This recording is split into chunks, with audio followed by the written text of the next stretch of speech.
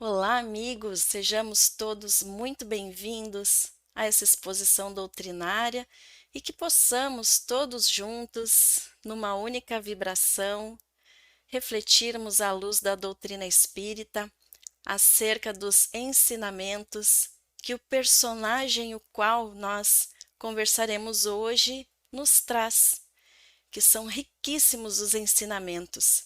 E estamos falando de Zaqueu, o publicano, esse personagem do Evangelho que teve a sua conversão marcada por fatores que até hoje são motivos de espanto para alguns de nós. Então, Zaqueu é aquele personagem publicano, que não só publicano, mas chefe dos publicanos, muito rico, abastado, e que quando Jesus veio a Jericó, saindo da Galiléia, indo para Jerusalém, pouco antes do seu suplício, ele quis ver Jesus. E quando se viu diante daquela multidão e percebeu que não conseguiria enxergar o mestre, ele subiu numa árvore, um sicômoro, uma árvore muito alta. E lá de cima dessa árvore ficou então esperando que Jesus viesse. E quando Jesus enxergou Zaqueu, ele disse, vou ler as palavras de Jesus aqui. Ó. Jesus disse, Zaqueu, desce depressa, porque hoje me convém pousar em tua casa. Isso está no Evangelho de Lucas, toda a passagem do versículo do capítulo 19, versículos 1 a 10, do Evangelho de Lucas. Traz toda essa passagem do episódio de Zaqueu. Então Zaqueu desceu todo feliz e foram de braços dados com o mestre até a sua casa, e nesse momento houve aquele burburinho. Todo mundo conversando, espantado, e aquele zum, zum, zum, ninguém entendendo nada, tampouco os discípulos de Jesus, que não estavam entendendo nada, porque eles tinham como Zaqueu uma pessoa de má vida. Eles consideravam todos os publicanos, todos os coletores de impostos, como pessoas de má vida. E eles tinham os ricos como pecadores. Então, como que Jesus iria passar a noite e ainda cear na casa de um pecador? Por que não na casa de uma pessoa humilde? Eles ficaram muito espantados.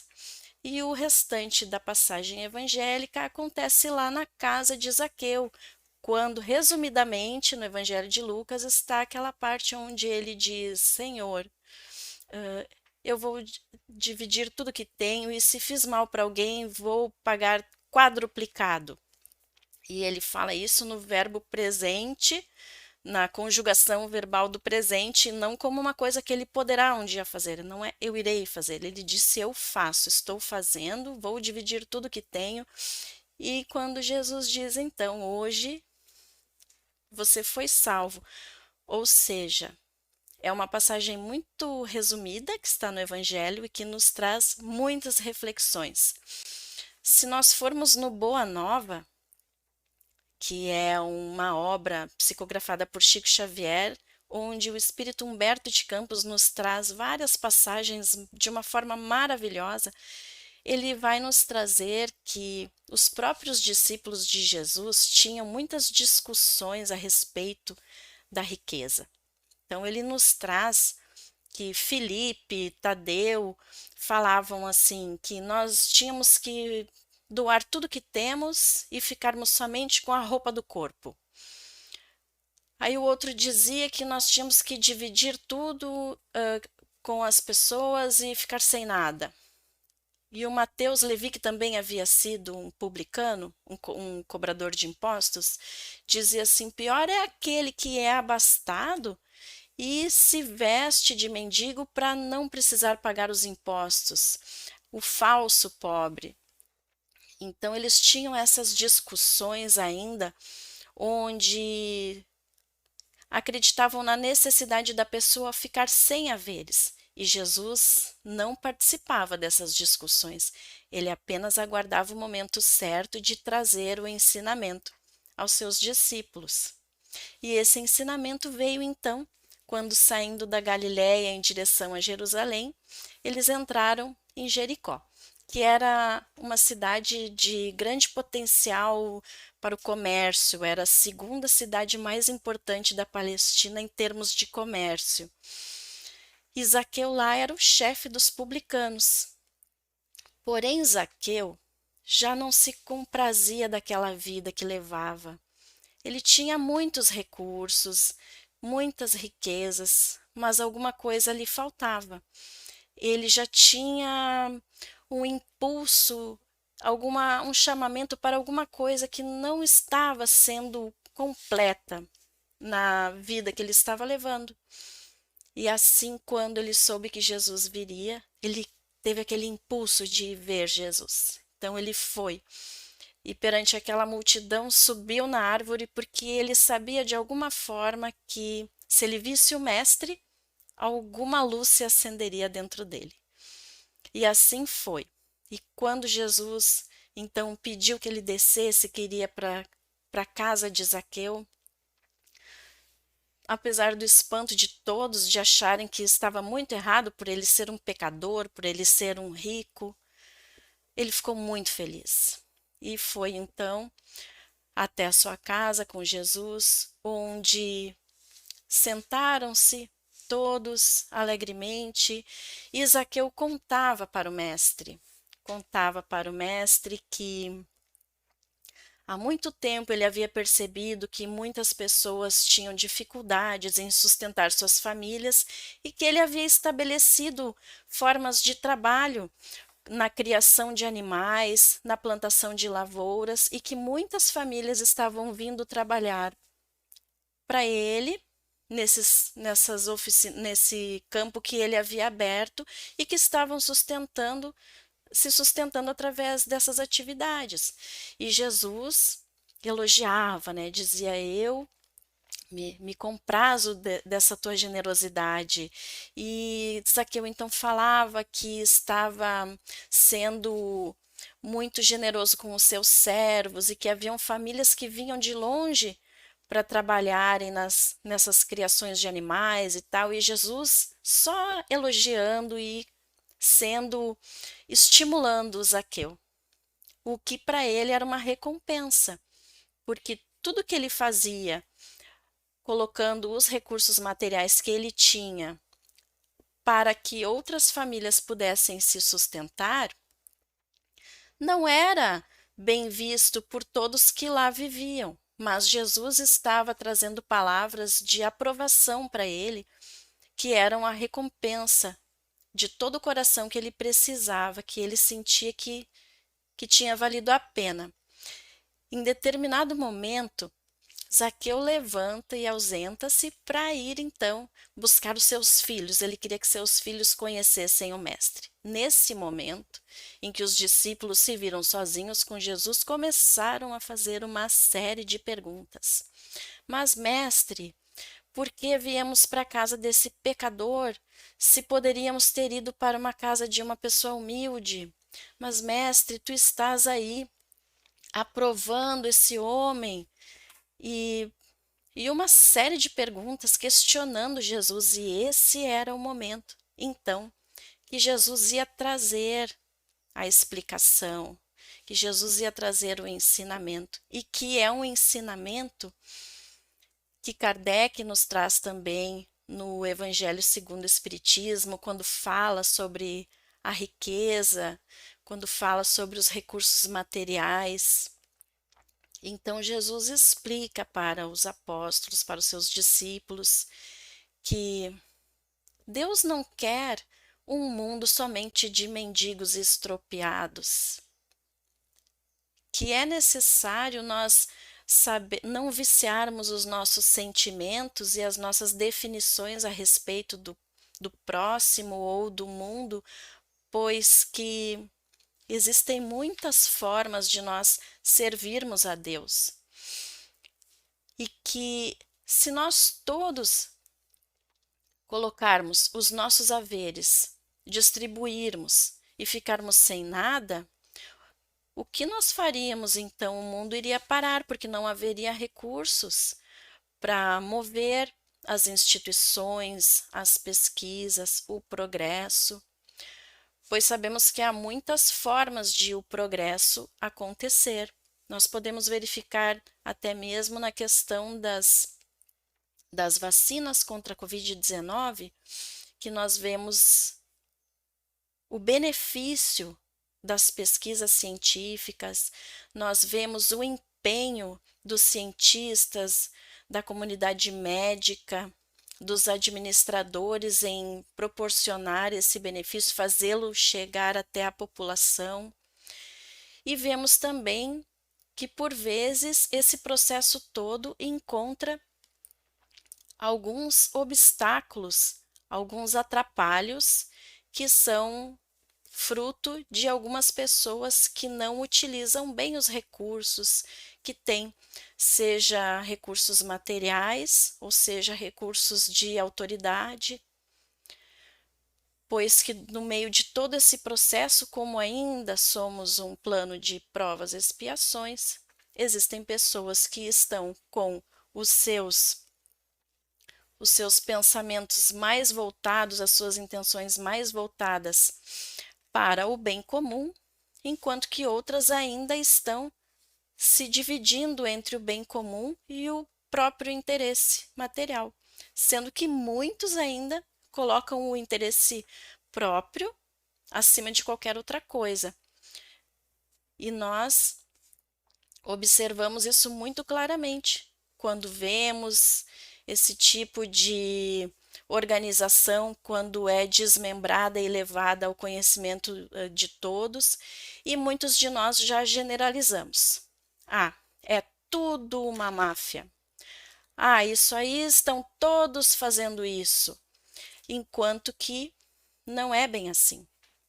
Se fosse todo mundo voltado só para o interesse próprio e para atividades desonestas, ilícitas, nós não teríamos recebido nenhuma parte desse benefício, ou muito pouco. Mas existem pessoas trabalhando muito para que o ideal aconteça, que é as vacinas, no caso, como estamos usando esse exemplo que é bem recente, para que as vacinas cheguem para a população. Alguns estão lá, podemos usar a expressão esperneando e trabalhando muito e sofrendo e se angustiando muito porque por vezes não conseguem fazer o que sabem que é certo porque enfrentam essa oposição de algumas pessoas que não agem corretamente. Mas graças a essas pessoas nós conseguimos aí alguma coisa. Então os recursos eles são necessários. É necessário que haja o recurso financeiro, o recurso material, mas que nós façamos aquilo que Zaqueu já estava começando a fazer, colocar à disposição do bem comum, do bem da comunidade.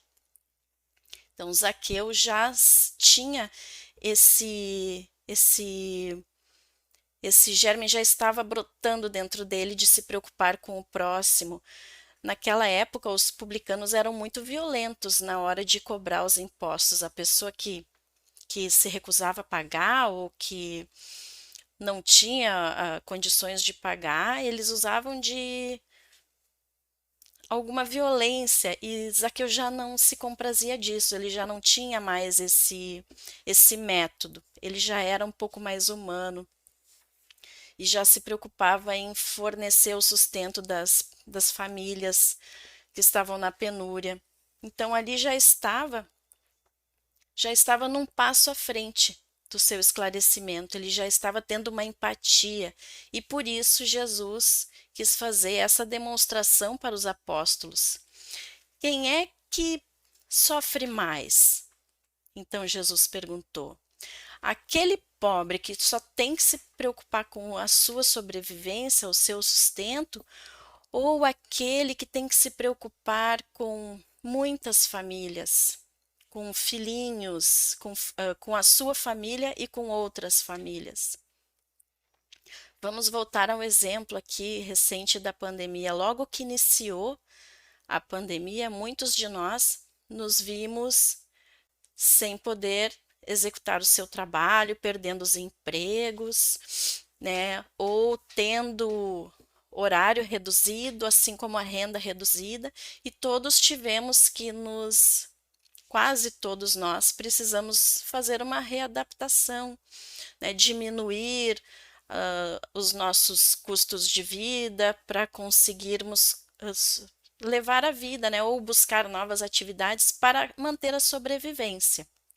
Muitos de nós estão em sérias dificuldades até hoje, né? Por isso foram criados programas sociais, redes de solidariedade para que as pessoas tenham a oportunidade de se ajudarem mutuamente. Mas e os grandes empresários?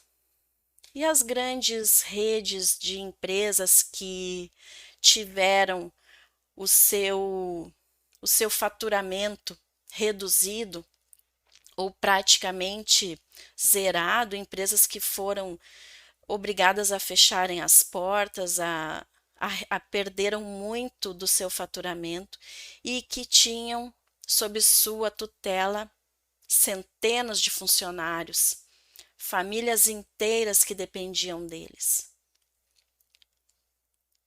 Nós conhecemos uma série de pessoas que tiveram seus pequenos negócios, suas pequenas empresas com as portas fechadas e deixando ali algumas famílias desamparadas e que tiveram que dar o seu jeito, né? Arrumar uma outra atividade, fazer alguma coisa, por vezes ficando com dívidas.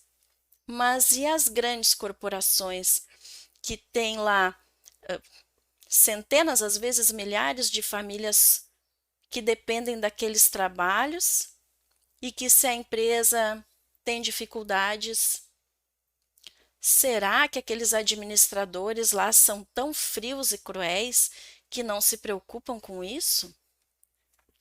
E essas grandes empresas, quantas delas que investem em pesquisas, investem em tecnologia, investem em fundações que beneficiam a muitas pessoas e famílias que recebem recursos da iniciativa privada.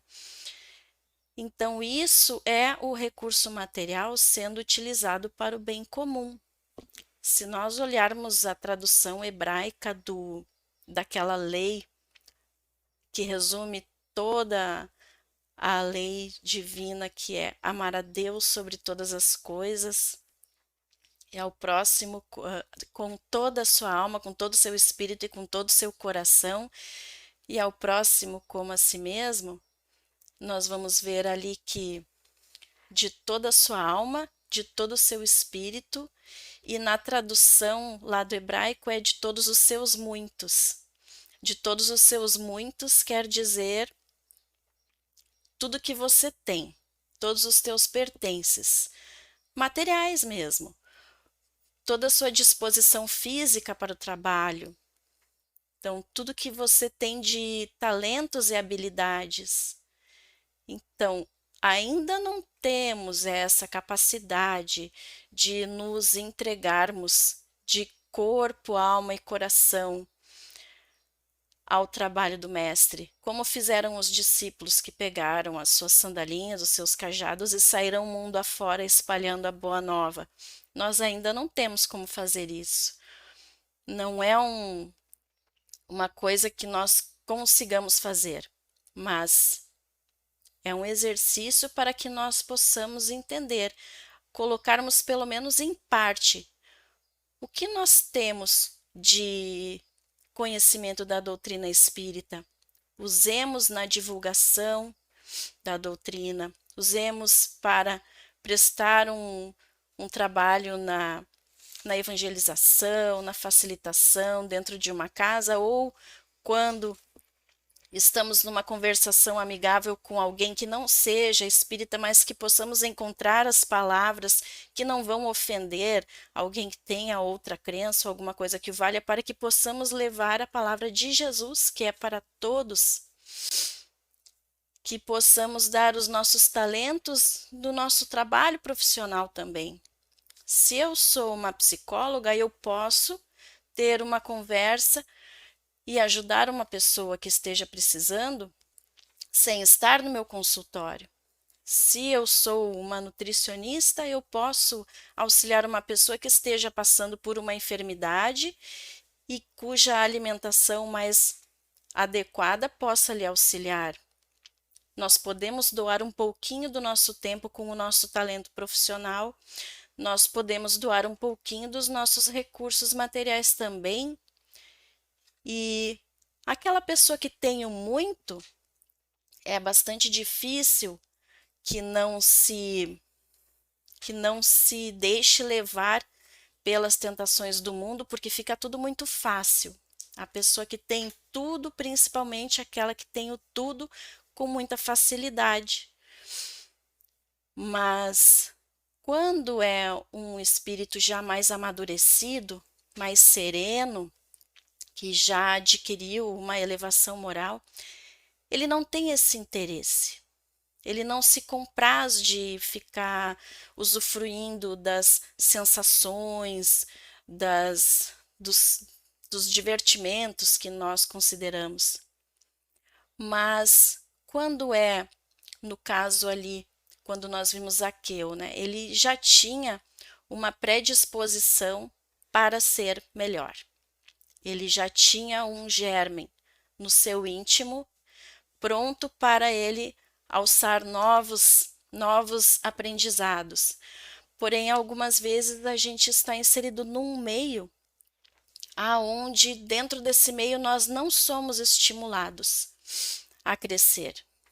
Então, isso é um cuidado também que nós devemos ter. Se começamos a frequentar uma casa espírita, conviver com pessoas que têm o mesmo ideal, nós vamos ser orientados sempre a seguir as diretrizes de Jesus, as diretrizes que estão no Evangelho. Se nós não tivermos esse conhecimento, não tivermos ninguém que nos conduza, por vezes vamos ficar que nem Zaqueu. Nós temos uma coisa que falta e não sabemos o que. Então aí entra uma coisa muito importante, que é nós sermos espíritas o tempo todo. Por vezes, fora da casa espírita, nós temos um colega de trabalho, nós temos um amigo, temos um vizinho, temos um familiar, que já tem essa coisa que está faltando e que às vezes nós vamos ser um instrumento para essa conversa fraterna. E às vezes nós estamos deixando de usar esse talento, isso que nós temos para dar, porque não sei, será que é um pouquinho de orgulho que a gente tem? Talvez seja um orgulho por achar que nós vamos falar com a pessoa e vamos ser repelidos. Mas nós temos que ter essa humildade de, mesmo com o risco de sermos repelidos, pedirmos aquela prece, né? Fazermos aquela prece, pedir que os nossos benfeitores nos inspirem as palavras certas que toquem o coração, porque nós podemos aí estar sendo, sem receio de estarmos sendo inconvenientes ou intrometidos, ou de nós sermos esse instrumento para trazer essa pessoa ao contato do Evangelho de Jesus.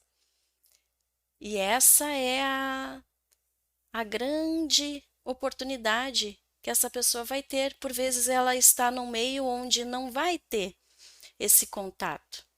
Mas se for o momento certo, se não for através de nós, vai ser através de outro caminho, porque a espiritualidade sempre encontra os caminhos quando tem um coração buscando o mestre, buscando a doutrina, buscando o saber mais. E sempre tendo em mente aquilo que Jesus falou para os apóstolos, de não viciarmos os nossos sentimentos, de não estigmatizarmos essa pessoa, ela é muito materialista, eu não vou estar conversando com isso sobre ela.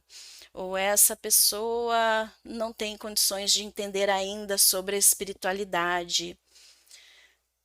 Mas sempre nós temos que ter em mente aquilo que Jesus disse, que que Jesus sempre nos exemplificou sobre a todos, a todos nós temos a parcela crística no nosso peito.